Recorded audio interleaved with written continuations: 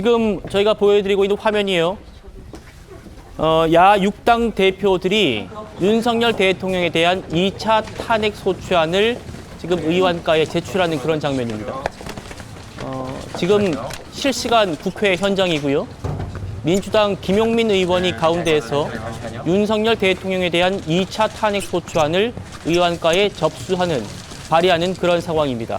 오늘 발의를 하면 24시간 이후 72시간 이내에 표결을 하게 됩니다. 민주당은 이 표결을 오늘 담화 이후에 앞당길지 말지 고민하다가 예정대로 이번 주 토요일 모레 오후 5시에 2차 탄핵 소추안을 표결하기로 그렇게 확정하고 오늘 지금 이렇게 탄핵 소추안을 제출하고 있는 겁니다. 자, 송영훈 대변인.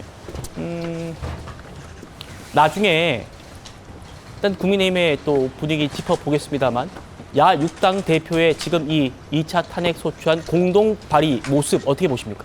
뭐 예정된 수순이라서 뭐 발의 자체에 어떤 특별한 의미를 두기는 어렵겠습니다. 다만 12월 3일 그 비상계엄 선포 이후에 그 해결 과정에서 혼란이 지속되고 있지 않습니까? 특히 오늘 그 대통령의 대국민 담화는 실질적으로 자신의 잘못을 전혀 인정하지 않고 내가 한 행위를 정당화, 합리화한다라고 하는 관점에 서 있기 때문에 이런 혼란이 빨리 종식될 수 있는 길이 어떤 것인지를 찾아야 됩니다. 그래서 오늘 하루 동안 국민의힘에서도 결국은 대통령이 지난주 토요일 대국민 잠깐만요. 지금 야 6당 대표들이 얘기를 하고 있으니까 들어보고 제가 다시 한번 질문 드려보죠. 2차 탄핵안을 공동으로 발의했습니다. 이번 탄핵안은 대통령의 위헌 위법한 계엄 선포와 그로 인한 내란 우두머리 행위에 대해서 헌법과 법률을 중대하게 위반했다라는 것을 사유로 탄핵안을 제출했습니다. 이번 탄핵안은 내일 본회의에서 보고가 될 예정이고 14일 토요일 17시 본회의에서 표결이 될 예정입니다. 이번에는 여당인 국민의힘 의원들도 표결에 참여해서 더 이상은 역사의 죄인이 되지 말고 하루빨리 이 탄핵안에 가결하기를 강력하게 촉구합니다. 한편 저희들은 민주주의의 적에 대해서는 절대 관용을 베풀지 않을 것입니다.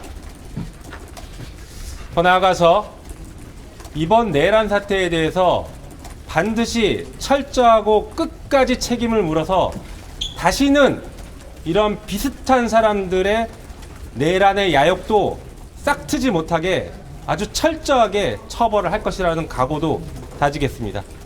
네, 그리고 다른 정당 의원님들 한 말씀 하시겠습니다. 예, 뭐 민주당 김용민 의원이 대표적으로 가장 먼저 얘기를 했으니 그 뒤에 이제 뒤따르는 얘기들도 비슷한 취지 같아요. 전혀 인정하지 않고 반성도 없습니다. 그래서 오늘 다시 2차 탄핵 소추안을 발의했고 지금 김용민 의원이 앞으로 국민의힘 의원들도 적극 동참하라 이런 취지로 얘기를 했습니다. 어떻게 들으셨어요? 예, 일단 그 국민의힘 의원들도 지난주 토요일보다는 좀 더 많은 부담을 갖고 또 몇 분은 표결에 참석하겠다 내지는 탄핵에 찬성하겠다 이런 어떤 이야기를 했습니다. 그래서 어떻게 될지 한번 기준을 좀 봐야 될 것 같은데 저는 지금 이 비상계엄이 서로 정치적인 비판을 받고 그리고 지금 현재 그 수사가 진행 중에 이제 있으니까 결과를 봐야 되겠습니다만은 우리 지금 대한민국은 법치주의입니다. 지금 현재 수사가 진행되고 있는 이런 상황에 대해서 지금 내란죄로 규정을 짓고 대통령을 좀 내란 수괴로 이렇게 규정을 지으면서 탄핵을 한번 또 그 실패를 했는데 계속적으로 그 일주 지나서 이렇게 하는 것이 과연 국회법과 우리 헌법의 대원칙인 일사부재리나 일사부재의 원칙을 꼼수로 회피하기 위해서 회기 쪼개기라든지 이렇게 지금 하고 있다. 이런 어떤 측면에서는 민주당이 가장 기본적인 우리 지금 대한민국의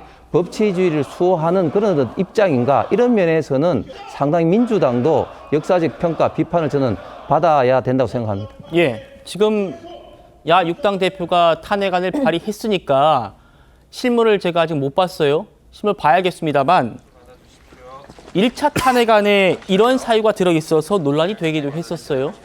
그러니까 지금 탄핵 소추, 이 분위기에 휩쓸려 가지고 우리가 탄핵 소추안 내용도 보지 않으면 안 되겠죠. 1차 탄핵 소추안 때 외교 부분에요. 이런 표현이 있었습니다. 소위 가치 외교란 미명하에 지정학적 균형을 도외시해서 북중러를 적대시하고 일본 중심의 외교 정책을 펼침으로써 고립을 자초하고 전쟁 위기를 촉발시켰다. 자, 이건 제가 대변인께 여쭤보죠. 민주당 입장에서야 뭐 탄핵 사유를 많이 넣으면 좋겠습니다만 북중러를 경시하고 한미일 3국 협력했다, 동맹했다고 탄핵을 한다? 이게 지금 미국 외교관에서도 화제여가지고 오늘 민주당 수석 대변인도 여기에 대해서 해명을 해야 했습니다. 어떻게 보십니까? 지금 소위 2차 탄핵 소추안에 저 내용이 들어가 있는지 모르겠습니다. 맞습니다. 당연히 탄핵 사유가 될 수가 없는 것이고 이건 노무현 전 대통령에 대한 헌재 탄핵 심판 때 이른바 정책 실패는 탄핵 사유가 될 수 없다라고 하는 헌재 판례가 정립되지 않았습니까? 일고의 가치가 없는 주장이라고 하는 것을 민주당 스스로도 잘 알고 있을 텐데 왜 굳이 1차 탄핵 소추안 때 저런 내용을 넣었는지 사실 매우 이해하기가 어렵습니다. 그러나 어쨌든 지금 현재의 상황은 앞서 제가 말씀드리다 좀 끊어졌었는데 12월 3일 계엄 선포 사태 이후에 그 해결 및 수습 과정에서 혼란이 지속되고 있습니다. 어떻게 하면은 그 혼란을 종식시킬지에 있어서 사회적 후유증과 어떤 국민적인 상흔이 가장 적은 그런 방법을 택하기 위해서 질서 있는 조기 퇴진을 여러 가지 방법으로 모색을 했고 국민의힘은 가능한 정말 모든 방안을 다 강구해 왔었습니다. 그런데 오늘 대국민 담화를 계기로 그것이 불가능하다는 것이 판명이 났기 때문에 이제는 현실적으로 선택지가 매우 좁아지고 있는 상황이 아닌가 그렇게 생각됩니다. 예, 박성미 최고위원님. 그러니까 오늘 조승래 수석 대변인한테 기자들이 물었어요. 지금 방금 그 부분 북중러를 경시하고 한미일 협력을 중시했다고 탄핵한다라는 부분 이거 어떻게 됩니까 하니까 조승래 대변인이 우리는 그렇게 추진한 적 없다. 그거 조국 혁신당이 추진한 탄핵 소추안에만 있던 내용이지 우리는 그 추진하지 않는다. 이번엔 뺄 거다. 이렇게 얘기를 했단 말입니다. 그래서 뭐 봐야겠습니다만 2차 탄핵 소추안은 빠졌을 가능성이 크다고 봅니다만 이런 논란은 어떻게 바라보세요? 그러니까 말 그대로 이제 논란에 그치는 사안이라고 생각을 합니다. 앵커께서 짚어주셨는데요. 수석 대변인이 직접 입장에 대해서 명확하게 표명을 했죠. 일단 첫 번째로 이 내용은 조국 혁신당의 탄핵안의 내용이다라는 사실을 분명하게 했고 민주당은 한미동맹을 지지한다. 굳건히 지지하고 지금 이 상황 속 굉장히 민주주의가 혼란한 상황 속에서도 이 한미동맹이 굉장히 많은 역할을 해주고 있다고 생각한다. 이런 부분도 밝혔고요. 더 나아가서는 이런 부분도 언급을 했습니다. 이재명 대표가 이 뉴욕타임스와의 인터뷰에서 이 탄핵 사유로 이 한미동맹 이런 부분들이 될 수 없다라고 이야기를 했고 탄핵 사유가 될 수 없을 뿐만 아니라 앞으로도 이런 부분은 탄핵 사유로 쓰이지도 않을 것이다. 이런 사실까지 명확하게 얘기를 한 바가 있기 때문에 아마 이번 2차 탄핵 소추안에 대해서는 분명히 이런 논란이 됐던 지점들 또는 혼선이 생겨서 좀 실수가 있었던 부분들에 대해서는 명확하게 정리를 했을 거라고 생각합니다. 알겠습니다.